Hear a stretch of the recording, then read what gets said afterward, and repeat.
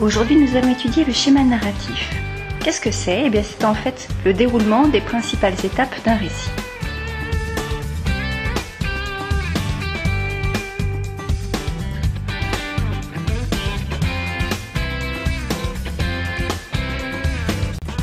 Il est constitué de 5 étapes.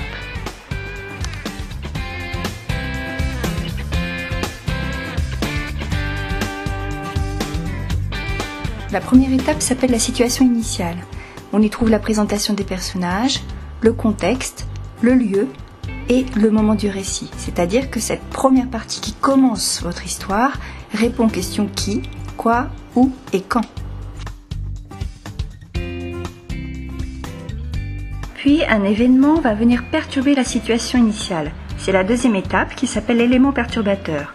Un événement se produit, un problème apparaît et les personnages vont donc réagir par rapport à cet événement. Un élément perturbateur est souvent introduit par une expression qui marque une cassure, une rupture du rythme, comme un matin, un jour. On passe alors à la troisième étape, les péripéties.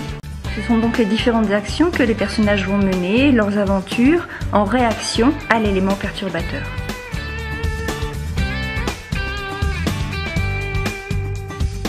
À l'issue des péripéties se trouve la quatrième étape qu'on appelle le dénouement.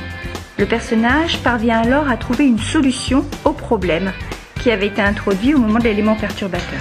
Enfin, c'est la dernière étape, la cinquième étape, la situation finale. On a un retour au calme, elle indique comment les aventures ont changé la vie des personnages, que ce soit en bien ou en mal.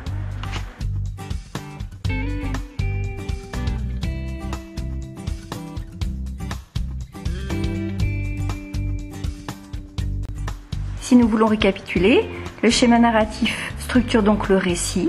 Il comporte 5 étapes, la situation initiale, l'élément perturbateur, les péripéties, le dénouement et la situation finale.